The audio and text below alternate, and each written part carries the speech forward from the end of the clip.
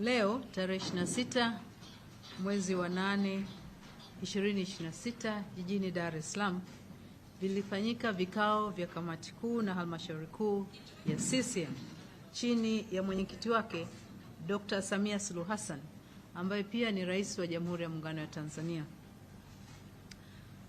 Kamati kuu na halmashauri kuu zilikuwa na ajenda za jumla ambazo zilijadiliwa, na kati ya ajenda zilizojadiliwa leo kulikuwa na swala la nidhamu na maadili ambalo lilikuwa linamkabili mwanachama mwandamizi wa chama chetu, mjumbe wa kamati kuu na halmashauri kuu, ndugu Balozi Dr. Emmanuel Nchimbi.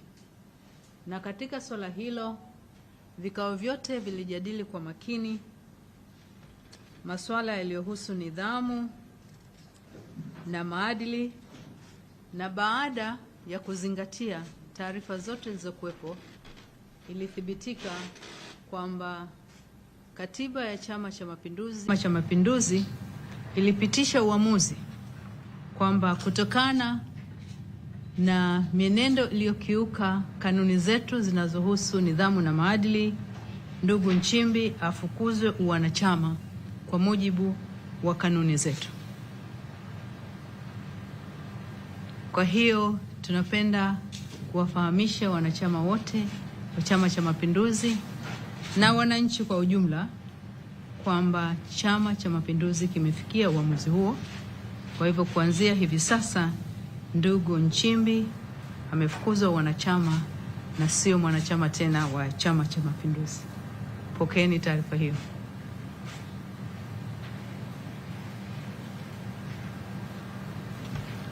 Tumemaliza.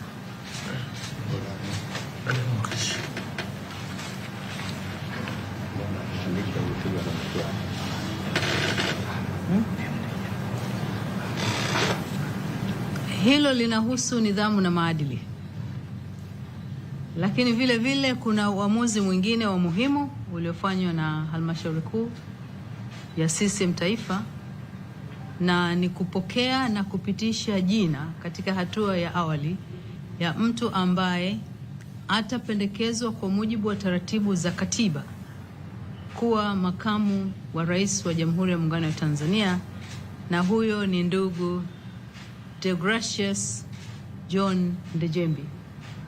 Halmashauri kuu kwa kauli moja imempitisha mwanachama wetu huyo kuchukua nafasi ya makamu wa rais, na hilo litafanyika baada ya taratibu za kikatiba kukamilika ambazo zinataka jina lake lifikishwe Bunge, na likipitishwa huko basi kwa mujibu wa katiba yetu taratibu za kumwapisha zitaanza ili akamate nafasi hiyo ya juu kabisa baada ya nafasi ya Mheshimiwa Rais katika taifa letu. Asanteni.